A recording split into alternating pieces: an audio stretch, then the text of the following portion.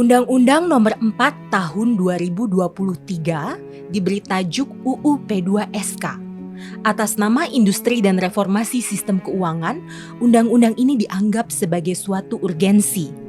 Geliat pertumbuhan kapitalisasi menjadi orientasi di masa komoditas konsumsi merangkak tinggi. Berbagai fungsi kelembagaan sektor keuangan digemukkan, independensinya kian dipertanyakan. P2SK diproyeksikan secara futuristik, katanya. Keuangan digital yang kian mengglobal tidak luput dalam pengaturan, sekalipun kemudian menimbulkan kerancuan. Dalam aturan pengawasan kripto sebagaimana misal dialihkan dari Bapepti ke OJK dan BI, padahal kripto bukanlah currency melainkan komoditi.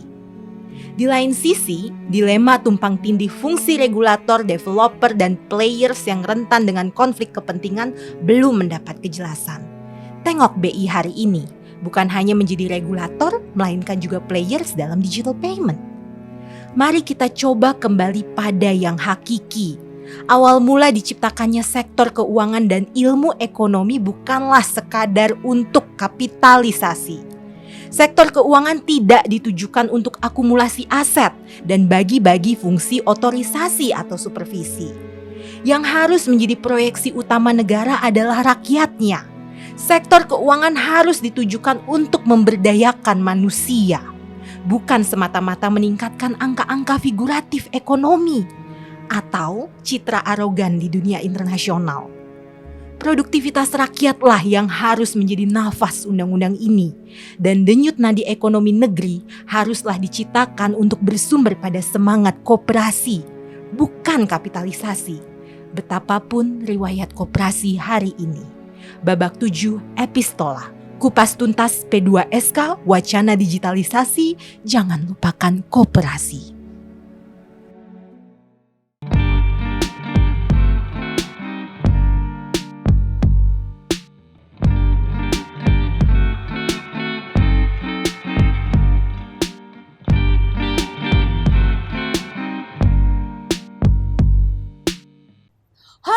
Selamat datang Sobat Forum di Epistola Babak 7. Memasuki dua era perkembangan zaman, yakni transformasi digital dan pembangunan berkelanjutan, sebagaimana dikenal sebagai era sustainability, DPR menghadiahi masyarakat Indonesia dengan Undang-Undang Omnibus di sektor keuangan sebagaimana yang kita kenal sebagai Undang-Undang P2SK, penguatan dan pengembangan sektor keuangan. Undang-undang ini dianggap sebagai sekoci ekonomi pasca pandemi. Benarkah demikian? Pasal-pasal mana saja yang perlu diapresiasi dan kita kritisi? Telah hadir bersama kita hari ini Bapak Eko Listianto, Wakil Direktur Indef. Selamat datang Bapak. Ya, dan Bapak Yanuar Rizky sebagai pengamat ekonomi. Selamat datang Bapak. Ya, terima kasih Mbak. sudah bersedia hadir di epistola kali ini.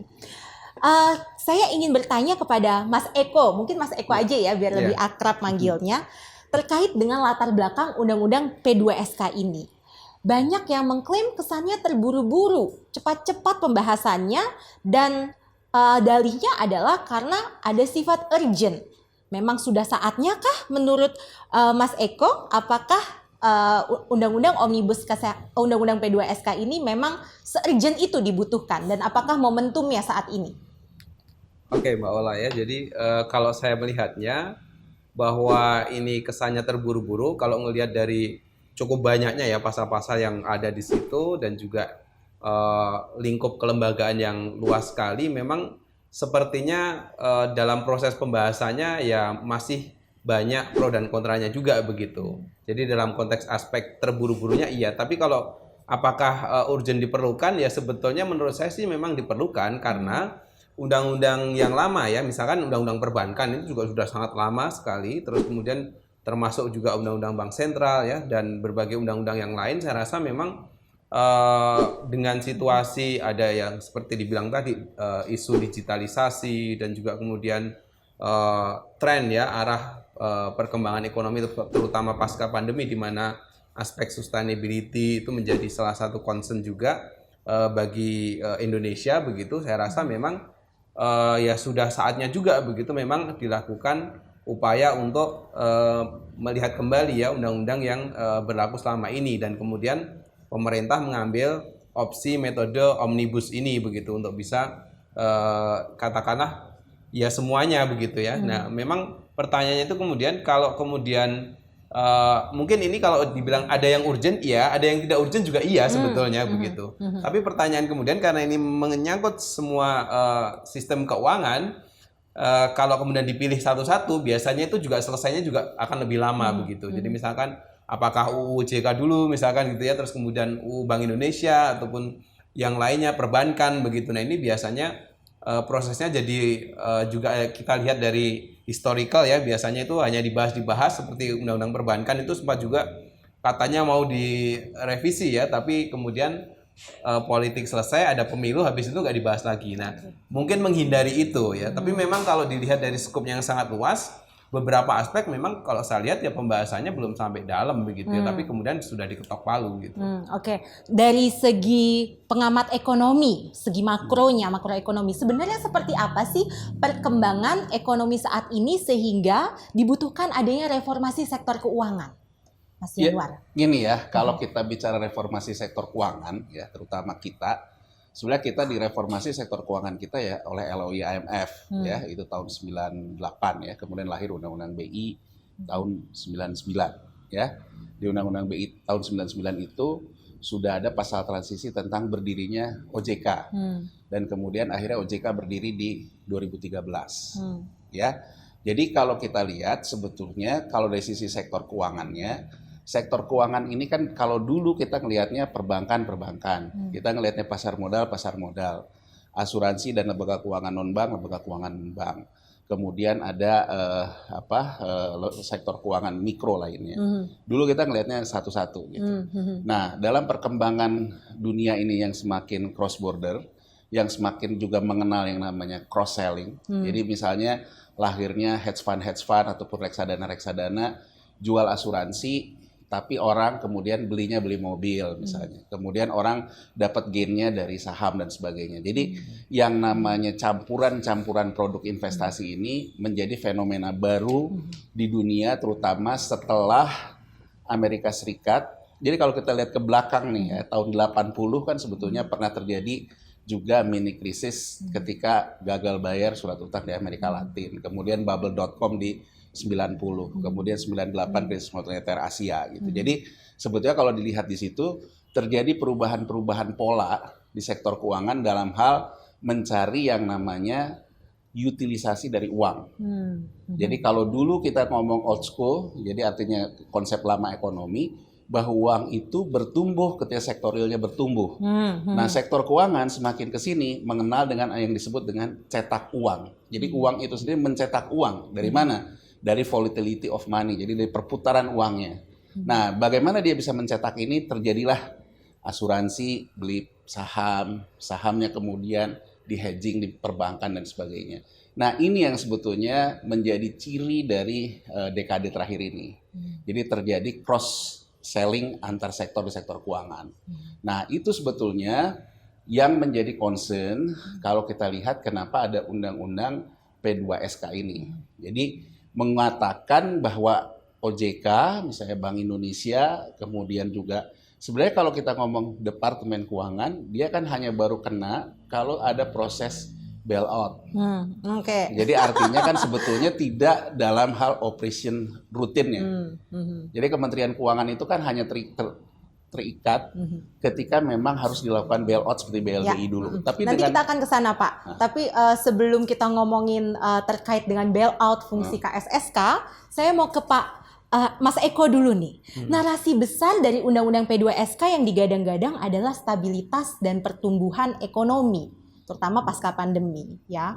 Kalau kita lihat ya memang considerance dan ketentuan umumnya memang sih ada juga frasa-frasa kemandirian ekonomi, keadilan sosial. Nah, kalau Mas Eko melihatnya seperti apa? Apakah Undang-Undang P2SK ini ya semata-mata memang ditujukan untuk stabilitas dan pertumbuhan ekonomi atau juga berperan dalam melakukan pemerataan? Kita tahu bahwa isu utama perekonomian Indonesia juga adalah terkait dengan kesenjangan ekonomi. Akses pembiayaan yang tidak bisa disentuh oleh seluruh kalangan masyarakat. Kalau Mas Eko mencermati Undang-Undang P2SK ini gimana? Ya, pertama soal aspek kita lihat pertumbuhan dulu lah ya sebelum nanti ke aspek stabilitas. Kalau konteksnya pertumbuhan ekonomi sebetulnya ya undang-undang ini hanya menurut saya sih ya ini hanya tadi penegasan, ada aturan-aturan sekarang lebih detail mengantisipasi mungkin juga ke depan ya ada era digital begitu yang lebih juga produk-produknya lebih beragam begitu. Nah, tapi kalau dikaitkan langsung apakah setelah ada UU P2SK terus ekonomi kita bakal lebih baik? Sebetulnya nggak juga gitu ya. Jadi dampak langsung kepada pertumbuhan ekonomi itu menurut saya sih ya hampir bisa dikatakan tidak ada begitu. Kenapa? Karena ya ini hanya regulasi sebetulnya pun kalau dibedah lagi proses dari masing-masing undang-undang ini juga ada gitu ya di dalam undang-undang yang terpisah itu sebelum di omnibus gitu kan. Memang ada beberapa yang baru begitu ya, tapi sebetulnya secara umum, secara istilahnya yang utama begitu ya sebenarnya sudah ada di undang-undang yang lama begitu sehingga kalau dibilang apakah berdampak kepada pertumbuhan ekonomi itu pun juga menurut saya masih perlu kita pertanyakan begitu karena ini ya undang-undang nanti pada akhirnya pelaku bisnis dan lain-lain itu akan mempertanyakan bagaimana kemudian turunan dari undang-undang itu kan, misalkan di OJK saja ya untuk katakanlah respon dari adanya UU P2SK ini butuh puluhan undang-undang yang saya dengar sampai puluhan peraturan OJK begitu ya. Yang saya dengar itu sampai mungkin bisa antara 80 sampai 90 ya dalam grand design mereka untuk menurunkan menjadi sebuah aturan yang lebih operasional begitu. Itu baru dari sisi aspek ini. Nah, cuma memang dalam konteks stabilitas ya aturan-aturan beberapa yang bisa memperjelas ya positioning dari lembaga itu mungkin diperlukan dan itu mungkin menjadi penting ya dalam konteks berkoordinasi ataupun juga mengawasi begitu. Ada itu, tapi sekali lagi ini hanya undang-undang. Pada akhirnya institusi yang melaksanakan itu yang lebih penting sebetulnya menurut saya bagaimana bisa mengimplementasikan undang-undang ini secara baik begitu. Oke, Mas Yanuar, kembali lagi ke Mas Yanuar. Kalau menurut pandangan pengamat ekonom, sebenarnya apa sih yang dibutuhkan Indonesia hari ini pasca pandemi untuk bisa menggeliatkan perekonomian kita? Apakah benar kita harus berangkat dari reformasi sektor keuangan dulu yang tadi gadang-gadangnya adalah nama besar stabilitas dan juga pertumbuhan, atau jangan-jangan nih ya kita mulai bisa juga cermati hal-hal yang bersifat pemerataan UMKM. Ini kembali kepada alegori ekonom biasa ya. Soal kue ya, kue yang diperbesar dulu ya pasca pandemi atau kue yang pemerataannya dibagi-bagi secara merata dulu. Bagaimana Mas Yanuar memandang ini? Ya, kalau menurut saya kita ini sebetulnya bingung. Jadi kita asik gitu mengatakan bahwa dunia ini seolah-olah selesai dengan digitalisasi. Padahal digital itu suka nggak suka dia hanya alat bantu. Ya, kalau kita ngomong digital di pasar modal, sejak saham itu diskriptleskan, tidak mengenal lagi kertas, kemudian ada aturan yang mengatakan bahwa saham sama dengan uang, gitu juga di perbankan yang lebih jauh lagi.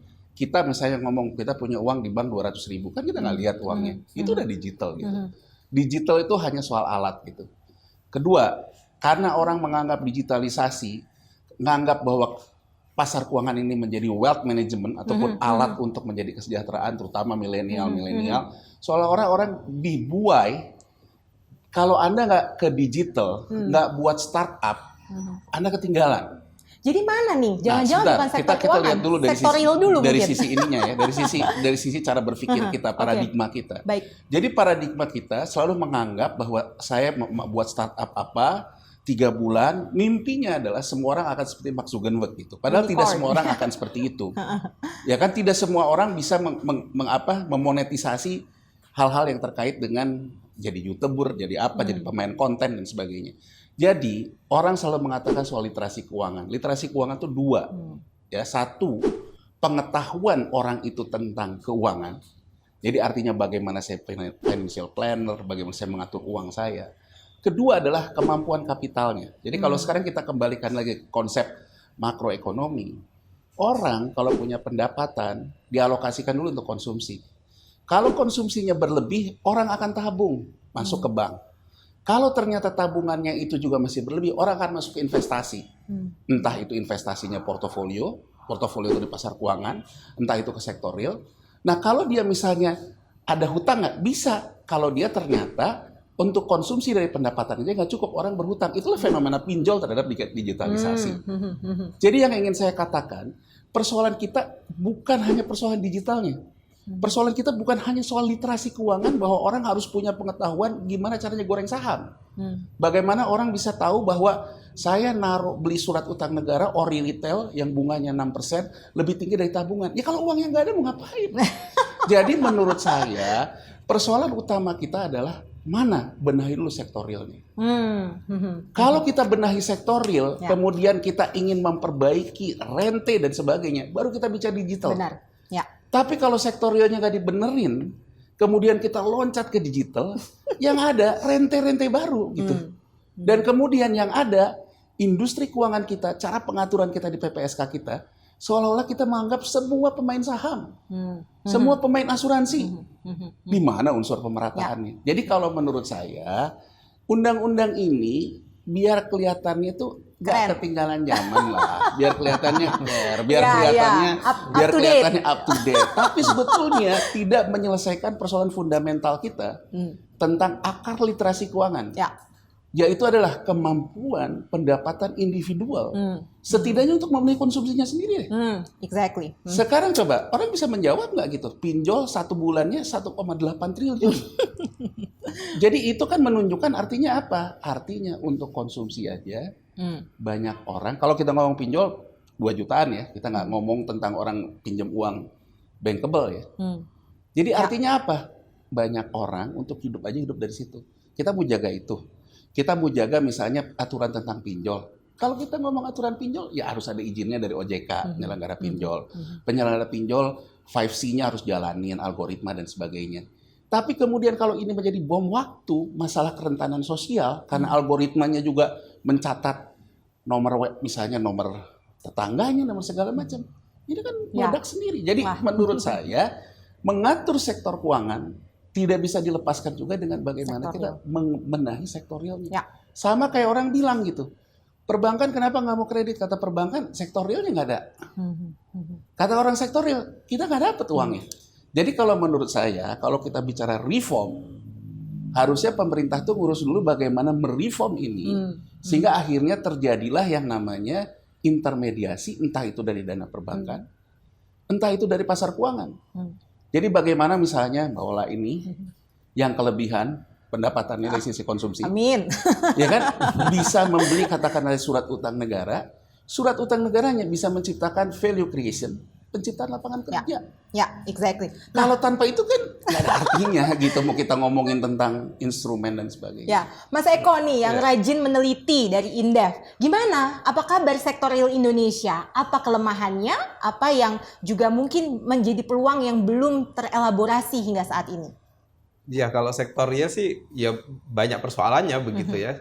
Dari mulai makronya saja pertumbuhan kita yang nggak lebih dari 5% ya dari tahun ke tahun itu.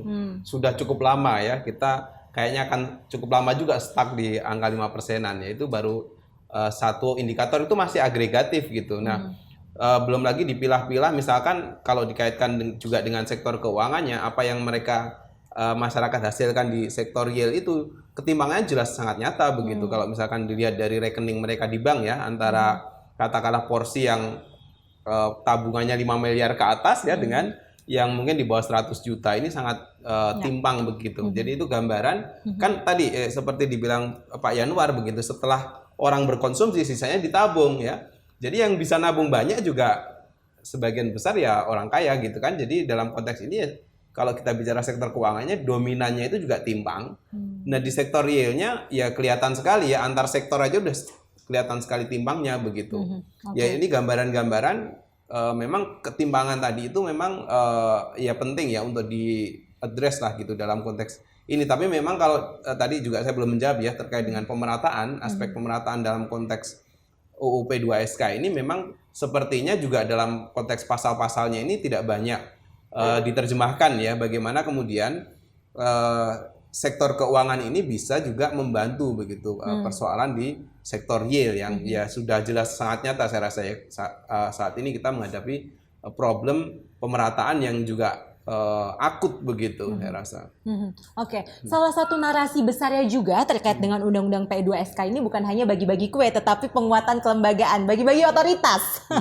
Terkait dengan KSSK, Komite Stabilitas Sistem Keuangan, itu juga ada mekanisme yang agak berubah. Mungkin bisa diceritakan dikit, kembali lagi mungkin ke Mas Eko dulu ya, yang mungkin udah banyak meneliti terkait dengan Undang-Undang P2SK ini. Apa tuh Mas kira-kira mekanisme yang berubah dari keputusan Komite Stabilitas Sistem Keuangan? Ya, kalau ini kan kaitannya dengan forum FKFSK itu sendiri ya, dengan katakanlah jumlahnya tetap gitu, ada 4 institusi, Kementerian Keuangan, Bank Indonesia, OJK, dan LPS begitu. Tapi pembedanya adalah sekarang LPS dikasih suara begitu. Sebenarnya ini konsep yang menurut saya juga agak ya ini katakanlah apakah itu tidak akan menimbulkan problem kelembagaan tersendiri begitu ya dari undang-undang ini gitu, karena ini kan setara semua gitu, bahwa ada Kementerian Keuangan yang menjadi ketua ya sebetulnya karena posisinya dia mewakili pemerintah kan begitu, tapi sebetulnya kalau dalam konteks suara ya ini 4 gitu. Kalau 2 lawan 2 apa yang akan terjadi gitu kan, itu yang mungkin saya pertegas. Jadi untuk mencapai suatu keputusan ya, KSSK melakukan musyawarah mufakat dulu, yang apabila ternyata tidak mencapai kemufakatan ada voting 4 pihak ya, kalaupun seri maka akan mengandalkan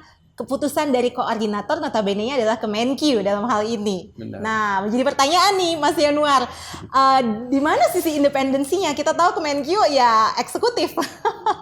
Oke, sekarang gini ya, kita lihat dulu. Ketika kita melakukan independensi bank sentral, bank sentral jadi independen sesuai dengan Undang-Undang tahun 99. Siapa yang paling resah? Kementerian Keuangan. Karena sebagian kewenangannya gini loh, Anda jadi otoritas, kalau Anda tidak memegang yang namanya perizinan ataupun enforcement, kesan Anda sebagai dalam tanda petik juragan industri itu akan hilang. Ya kan? Masuk ke BNI. OJK, siapa yang paling anti? Bank Indonesia. Kenapa? Karena kewenangan dia untuk mencabut nyawa bank, memberikan izin bank, dicabut. Kemudian di pasar modal, Bapak Pam tadinya di bawah Menteri Keuangan, itu pun dicabut menjadi semua ke OJK. Asuransi, lembaga keuangan non-bank di bawah Menteri Keuangan, dicabut. Jadi konsep OJK itu sebetulnya konsep kita mengatasi masalah kelembagaan. Masalah yang namanya koordinasi. Sehingga kenapa di OJK itu ada juga ex officio, 1 wakil Menteri Keuangan sebagai ex officio Dewan Komisioner, 1 mewakili Bank Indonesia. Jadi kalau kita ngomong format KKSK itu, sebetulnya Dewan Komisioner itu. Karena pihak Kementerian Keuangan pun ada, pihak dari Bank Indonesia pun ada. Oke? Dan kemudian kita melahirkan LPS. Konsep kita berubah dari bailout menjadi bail-in. Industri menabung resikonya, menabung preminya, sehingga kalau ada apa-apa terhadap industri, konsepnya ada bail-in, tolong menolong antar industrinya yang dikelola oleh lembaganya. Menteri Keuangan, kembali lagi, Departemen Keuangan kehilangan kewenangannya dalam memutuskan bailout atau tidak. Karena konsepnya ada bail-in. Berarti kalau sebenarnya kalau kita kembali ke konsep bahwa kalau nanti terjadi bank gagal ataupun lembaga keuangan yang gagal dengan sekarang diambil juga asuransi soal premi gagal segala macam, itu kan adanya di komisionernya LPS. Karena konsepnya bail-in. Jadi saya ingin menegaskan aja Mbak Ola, Undang-Undang P2SK ini, KKSK ini selama ini berdirinya kan sebetulnya tidak ada kekuatan hukum. Jadi undang-undang ini sebenarnya cuma menunjukkan kewenangan yang udah dibagi-bagi itu diambil lagi. Jadi yang namanya lampangan banteng ini tetap ingin berkuasa penuh dalam segala hal. Jadi yang sudah dibagi diambil lagi gitu. Begitu juga dengan Bank Indonesia. Jadi ini menurut saya Undang-Undang P2SK ini antara lapangan banteng sama Tamrin ingin ngambil lagi kewenangan yang sudah diberikan. Jadi bukan penguatan lembaga OJK-nya, tapi kembali lagi ini diatur lagi, nanti tetap loh ya yang paling berwenang saya. Padahal, ini menurut saya terus terang aja tari poco-poco. Tari gitu. Poco-poco. Jadi artinya mundur maju ya tari poco-poco. Jadi kalau kita ngelihatnya ke sana, udah dibagi kewenangannya, di reform. Kita butuh yang namanya apa penyatuan segala macam. udah dibagi nyesel ditarik-tarikin lagi. Itu sih intinya. Oke, menarik sekali tadi istilahnya ya, tarik poco-poco. Walaupun padahal citra yang ingin dibangun adalah pejabat-pejabat di sektor keuangan sudah tidak boleh berpolitik lagi ya, itu sudah di-emphasize. Tapi ternyata masih, kalau menurut Mas Yanuar masih ada lah ya, tarik poco-poco. Oh iya, jadi politik antar otoritas di sektor keuangan. Kita ngomong politik bukan hanya partai politik praktis. Gitu ya. Tapi politik tamrin, politik lapangan banteng, ya kan? Nah, ini juga politik loh. Bahwa orang itu ternyata senang berkuasa. Berkuasa tuh apa? Ketika izin di tangan dia. Apa yang salah? Apakah rekrutmennya nih Mas Eko kalau kita cermati ya? Apalagi kita cermati di Undang-Undang P2SK ini peran OJK ya, peran LPS itu luar biasa digemukkan. Kira-kira apakah kans politisasi sektor keuangan ini dengan adanya Undang-Undang P2SK masih tetap akan subur atau bagaimana pendapat Mas Eko? Ya sebetulnya istilah tadi ya ditambah kewenangannya itu kan, tapi ya saya sepakat tadi dengan Pak Yanuar bahwa esensinya sebenarnya ditarik lagi ke Kementerian Keuangan ya pada hal-hal yang sangat prinsip gitu kan. Memang ada tambahan misalkan Dewan Komisioner ya atau Eksekutif Komisioner di OJK ya, ada yang baru bahkan ditambah 2 begitu. Dan juga berbagai macam lembaga-lembaga yang mengawasi itu juga ada ya, yang tadinya hanya di Bank Indonesia sekarang ada lembaga pengawas OJK, pengawas LPS begitu. Tapi balik lagi menurut saya memang tidak sepadan ya dalam konteks tadi ya antar lembaga tadi, di mana kemudian Kementerian Keuangan memang sangat mengambil peran di dalam P2SK ini. Sementara untuk yang istilah kompensasinya begitu, ada beberapa yang sifatnya ya anggota eksekutif yang kemudian ditambah ya. Dalam konteks ini sebetulnya ya kalau saya lihat sih hanya sekedar mengantisipasi atau kadang-kadang mengakomodasi dari berbagai macam katakanlah ya bentuk-bentuk baru dari tadi produk-produk keuangan ya, misalkan ya yang menggunakan aspek digital gitu ya. Sekarang mungkin tadi ada industri keuangan non bank ya yang sifatnya misalkan ada pinjol, ada fintech dan lain-lain, dan sekarang dengan adanya UU P2SK ini memang lebih jelas karena memang di situ ada pasal yang mengatur tentang ITSK ya, inovasi dan inovasi teknologi sektor keuangan begitu. Ini memang jadi kegambarannya lebih jelas. Tapi sekali lagi apakah ini kewenangan yang sangat powerful ditambah ya enggak juga sebetulnya, karena lebih banyak kewajiban kalau menurut saya ya. Jadi bentuk-bentuk baru dari transformasi digital yang terjadi, produk-produk yang semakin beragam tadi kemudian dicoba diakomodasi oleh pemerintah dengan menambah ya, yang rata-rata kewenangannya memang ada di OJK saat ini ya, yang banyak mengalami penambahan itu. Tapi kalau apakah efektif atau enggak, sekali lagi saya sih lebih ngelihat apakah nanti kemampuan dari lembaga-lembaga ini untuk menurunkan peraturan masing-masing institusinya itu gitu. Karena dari masing-masing ini ya ketika tadi pembahasannya sempit ya, terus kemudian ruang pro kontranya belum beres, akhirnya akomodasinya itu ada di peraturan turunannya begitu. Jadi maka teridentifikasi puluhan aturan turunan itu yang belum tentu juga nanti efektif gitu kan, karena belum jelas bentuknya kira-kira gitu. Salah satu yang perlu kita soroti ya, dan sebenarnya kita juga bisa menyambut baik ya akan hal ini, ada ketentuan di dalam Undang-Undang P2SK terkait penjaminan polis ya. Akhirnya ya premi atau polis di dalam asuransi itu juga turut dijamin oleh LPS ya. Nah, saya mau ke Mas Yanuar terlebih dahulu. Nah, Mas Yanuar, bagaimana Mas Yanuar memandang hal ini? LPS bukan hanya menjamin simpanan, tetapi sekarang juga turut menjamin polis asuransi. Apakah akan ada potensi permasalahan ke depannya? Oke, pertama gini ya, kalau di sektor keuangan, ya aturan mainnya itu ada yang disebut dengan Chinese firewall. Jadi kalau uang premi dari industri perbankan, maka itu hanya bisa dipakai untuk mengatasi resiko di sektor perbankan. Ya, kalau uang itu diambil dari premi, jadi premi dalam artian premi risiko yang dibayarkan ke LPS ya. Kalau itu datangnya dari perusahaan asuransi, maka ketika perusahaan asuransi punya masalah, maka LPS melakukan bail-in-nya dari dana akumulasi sektor asuransi, nggak bisa tercampur aduk. Tapi yang saya lihat dari Undang-Undang P2SK ini, kelihatannya dalam beberapa lapat KKSK, terutama dalam 10 tahun terakhir, itu ada fenomena banksurance ya, jadi produk asuransi tapi yang dijualnya oleh perbankan. Ini memang bisa timbul masalah ketika asuransinya mulai banyak timbul problem sesuai dengan kondisi ekonomi akhir-akhir ini, terutama terkait dengan kan asuransi dia menempatkan dananya di portofolio, bisa di saham, bisa di obligasi, bisa di pasar uang. Nah, terkait dengan pembalikan arah yang besar di sektor makro di luarnya, memang banyak asuransi-asuransi ini batuk-batuk, ada juga yang gagal bayar dan sebagainya.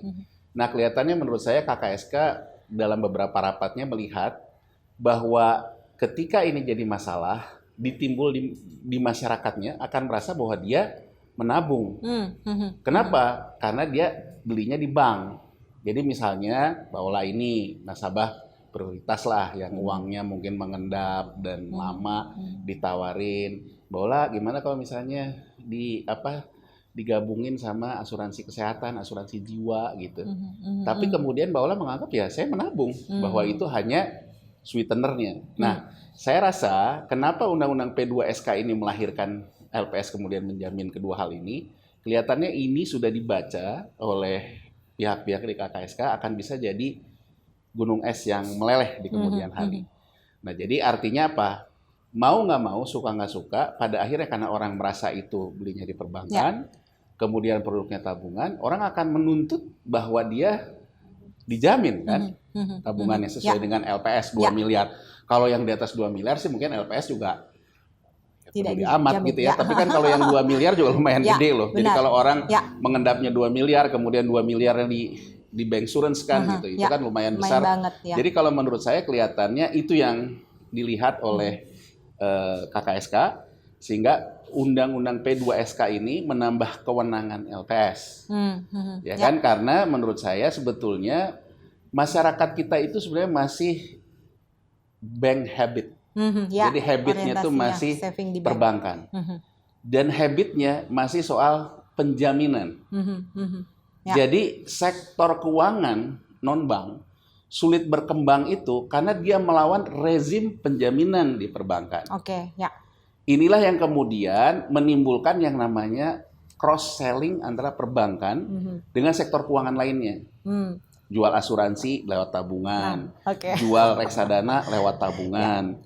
Nah, ini yang menurut saya kelihatannya yang disiapkan di LPS ini. Jadi LPS ini dia sudah memperkuat yang namanya cross tadi, terutama kayaknya yang dilihat sekarang di asuransi. Jadi kalau menurut saya sih seperti itu, dan kalau kata saya itu berpotensi juga menurunkan kepercayaan masyarakat ya, dalam artian bahwa kalau asuransinya kemudian gagal bayarnya besar, misalnya anggap aja Jiwasraya deh kemarin negatif equity-nya sampai 13 triliunan gitu kan.